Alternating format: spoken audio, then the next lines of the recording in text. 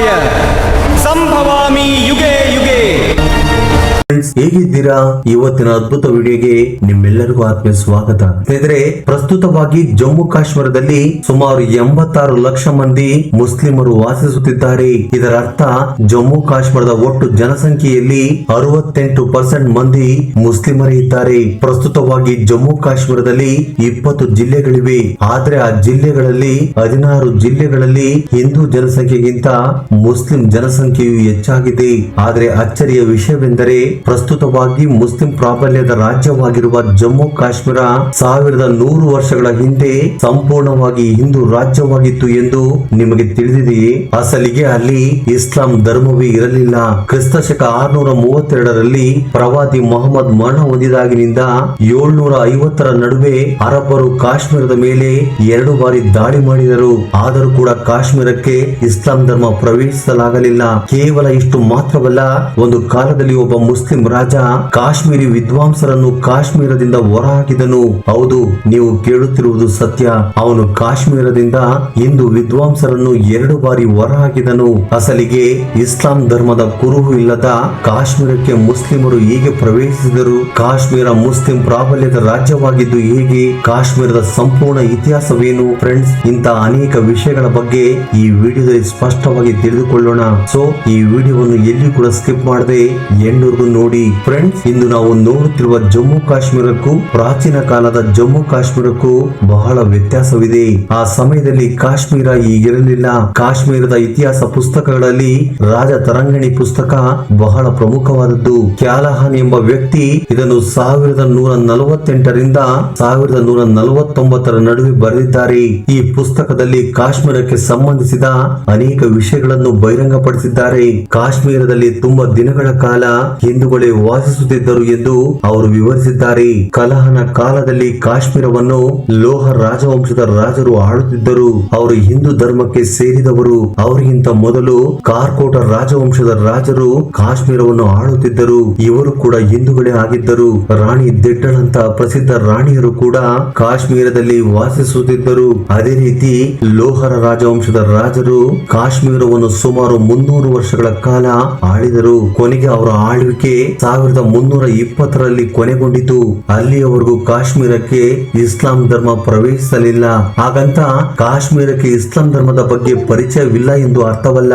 ಇದಕ್ಕೂ ಮೊದಲು ಅನೇಕ ಇಸ್ಲಾಮಿಕ್ ರಾಜರು ಕಾಶ್ಮೀರದ ಮೇಲೆ ಅನೇಕ ದಾಳಿಗಳನ್ನು ಮಾಡಿದ್ದಾರೆ. 632ರಲ್ಲಿ ಪ್ರವಾದಿ ಮೊಹಮ್ಮದ್ ಮರಣ ಹೊಂದಿದಾಗಿನಿಂದ 750ರ ನಡುವೆ ಅವರು 2 ಬಾರಿ ಕಾಶ್ಮೀರದ ಮೇಲೆ ದಾಳಿ ಮಾಡಿದರು. 712ರಲ್ಲಿ ಮೊಹಮ್ಮದ್ ಬಿನ್ ಕಾಸಿಂ ಎಂಬ ಅರಬ್ ಮಿಲಿಟರಿ ಕಮಾಂಡರ್ ಕಾಶ್ಮೀರದ ಮೇಲೆ ದೊಡ್ಡ ದಾಳಿಯನ್ನು ಪ್ರಾರಂಭಿಸಿದನು. ಅದಾದ ನಂತರ ಬಹಳ ಸಮಯದವರೆಗೆ ಕಾಶ್ಮೀರದಲ್ಲಿ ಅಂತಹ ಯಾವುದೇ ಪ್ರಮುಖ ದಾಳಿಗಳು ನಡೆಯಲಿಲ್ಲ. ಆದರೆ 1015ರಿಂದ 1021ರವರೆಗೆ ಮೊಹಮ್ಮದ್ ಗಜ್ನಿ ಕಾಶ್ಮೀರದ ಮೇಲೆ ಹಲವಾರು ಬಾರಿ ದಾಳಿ ಮಾಡಿದನು. ಆದರೆ ಲೋಹರ ರಾಜವಂಶದ ಸಂಗ್ರಾಮ ರಾಜ ಅವನನ್ನು ಪರಿಣಾಮಕಾರಿಯಾಗಿ ಎದುರಿಸಿದರು. ಒಟ್ಟಾರೆ 1320ರವರೆಗೆ ಕಾಶ್ಮೀರ ಸಂಪೂರ್ಣವಾಗಿ ಹಿಂದೂ ರಾಜರ ನಿಯಂತ್ರಣದಲ್ಲಿತ್ತು. ಆದರೆ ಆ ನಂತರ ನಡೆದ ಒಂದು ಘಟನೆಯಿಂದಾಗಿ ಕಾಶ್ಮೀರವು ಸುಮಾರು 400 ವರ್ಷಗಳ ಕಾಲ ಮುಸ್ಲಿಂ ರಾಜರ ಕೈಗೆ ಸಿಕ್ಕಿತು. ಆಕ್ಚುಲ್ ಆಗಿ 1320ರಲ್ಲಿ ಲೋಹರ್ ಸಾಮ್ರಾಜ್ಯದ ಕೊನೆಯ ರಾಜ ಸುಹದೇವನನ್ನು ದುಲಾಚ ಎಂಬ ತುರ್ಕ ಮಂಗೋಲ್ ಜನರಲ್ ಕೊಲ್ಲಲ್ಪಟ್ಟನು. ಅದಾದ ನಂತರ ಕಾಶ್ಮೀರವನ್ನು ಆಳಲು ಒಬ್ಬನೇ ಒಬ್ಬ ಪ್ರಬಲ ಹಿಂದೂ ರಾಜನು ಬರಲಿಲ್ಲ. ಆ ಸಮಯದಲ್ಲಿ ಟಿಬೆಟ್ ನ ರಾಜ ರಿಂಚನ ಕಾಶ್ಮೀರದ ಆಡಳಿತವನ್ನು ವಹಿಸಿಕೊಂಡನು.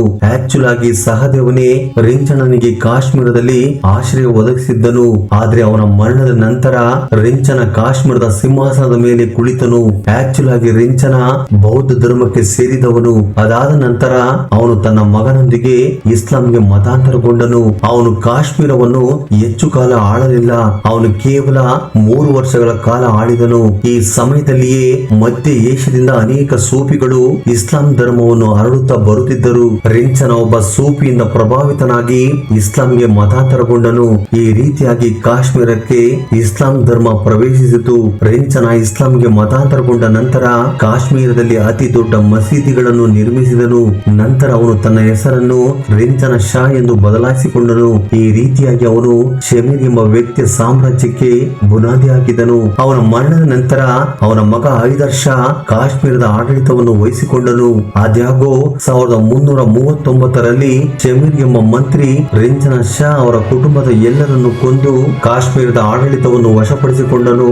ನಂತರ ಅವನು ತನ್ನನ್ನು ಸುಲ್ತಾನ್ ಶಂಸುದ್ದೀನ್ ಎಂದು ಘೋಷಿಸಿಕೊಂಡನು. ಶಂಸುದ್ದೀನ್ ಆಳ್ವಿಕೆಯಲ್ಲಿಯೇ ಕಾಶ್ಮೀರದಲ್ಲಿ ಬಹಳ ತ್ವರಿತವಾಗಿ ಬದಲಾವಣೆಗಳು ಸಂಭವಿಸಿದವು. ಅವನು ಕಾಶ್ಮೀರದಲ್ಲಿ ಇಸ್ಲಾಂ ಮತ್ತು ಪರ್ಷಿಯನ್ ಸಂಸ್ಕೃತಿಯನ್ನು ಬಹಳ ವೇಗವಾಗಿ ಹರಡಿದನು. ಟರ್ಕೋ ಮಂಗೋಲರ ಅವಧಿಯಲ್ಲಿ ಕಾಶ್ಮೀರ ಎಷ್ಟು ನಾಶವಾಗಿತ್ತೋ ಅದೇ ರೀತಿಯಲ್ಲಿ ಶಂಸುದ್ದೀನ್ ಅದನ್ನು ತುಂಬಾ ಚೆನ್ನಾಗಿ ಪುನರ್ಸ್ಥಾಪಿಸಿದನು.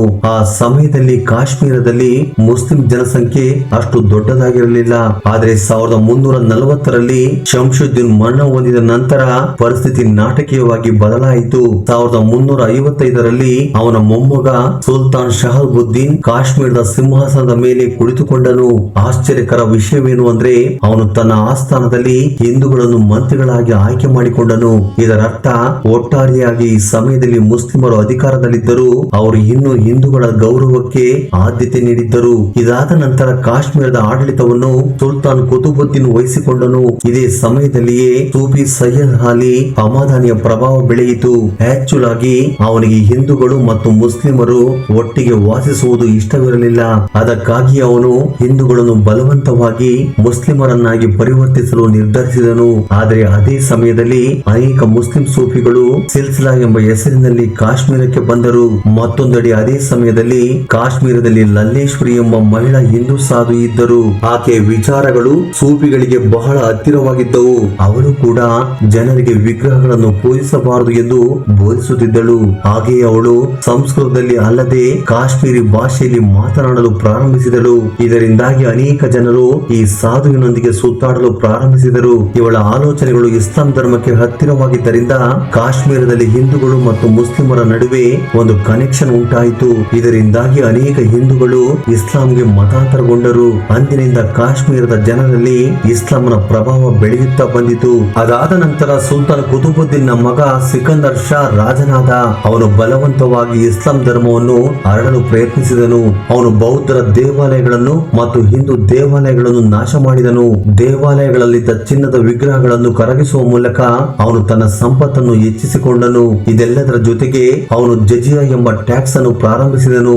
ಮುಸ್ಲಿಮ್ಸ್ ಅಲ್ಲದಿರುವವರು ತಪ್ಪದೆ ಈ ಟ್ಯಾಕ್ಸ್ ಅನ್ನು ಪಾವತಿಸಬೇಕಾಗಿತ್ತು. ಇಷ್ಟೇ ಅಲ್ಲದೆ ಸಿಕಂದರ್ ಶಾ ಉನ್ನತ ಹುದ್ದೆಯ ಬ್ರಾಹ್ಮಣ ವಿದ್ವಾಂಸರನ್ನು ಅವಮಾನಿಸಿ ಅವರ ಭೂಮಿಯನ್ನು ಆಕ್ರಮಿಸಿಕೊಂಡನು.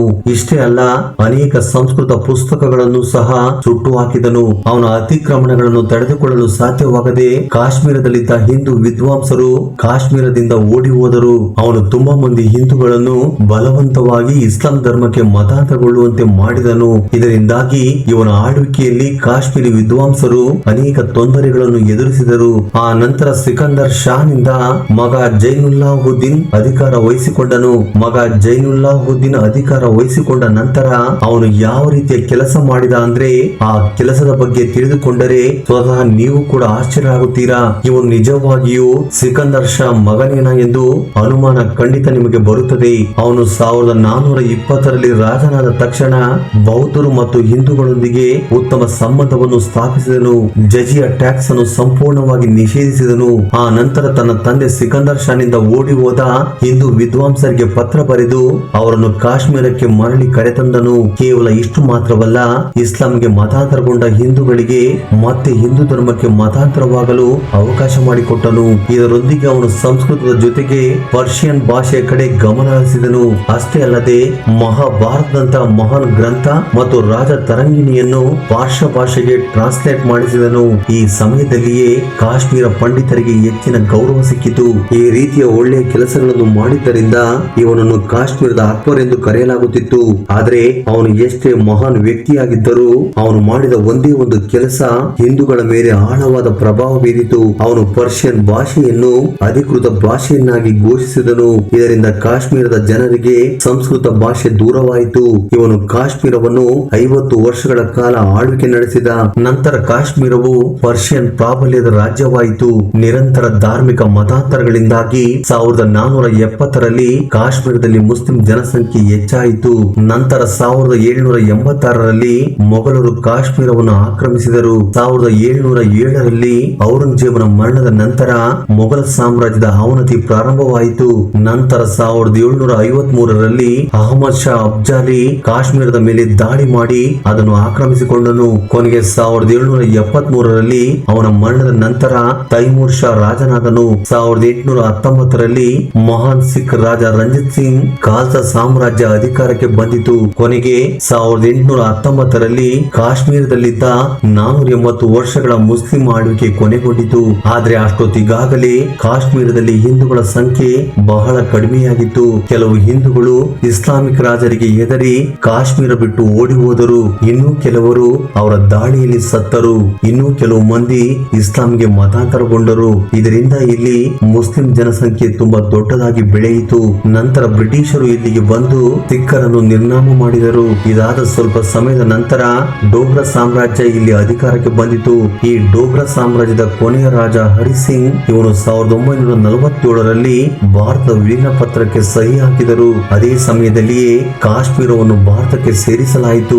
480 ವರ್ಷಗಳ ಮುಸ್ಲಿಂ ಆಳ್ವಿಕೆಯಲ್ಲಿ ಒಬ್ಬನೇ ಒಬ್ಬ ಮುಸ್ಲಿಂ ಇಲ್ಲದ ಕಾಶ್ಮೀರದಲ್ಲಿ ಮುಸ್ಲಿಂ ಜನಸಂಖ್ಯೆ ಹೆಚ್ಚಾಯಿತು. ಫ್ರೆಂಡ್ಸ್, ಕಾಶ್ಮೀರದ ಸಂಪೂರ್ಣ ಇತಿಹಾಸದ ಬಗ್ಗೆ ತಿಳಿದುಕೊಂಡ ನಂತರ ನಿಮ್ಮ ಅಭಿಪ್ರಾಯವನ್ನು ಕಮೆಂಟ್ ಬಾಕ್ಸ್ ಅಲ್ಲಿ ಕಮೆಂಟ್ ಮಾಡಿ. ಹಾಗೆ ಈ ವಿಡಿಯೋ ನಿಮಗೆ ಇಷ್ಟವಾಗಿದ್ದರೆ ಲೈಕ್ ನೀಡುವುದನ್ನು ಮರೆಯಬೇಡಿ. ಜೈ ಹಿಂದ್, ಜೈ ಕರ್ನಾಟಕ.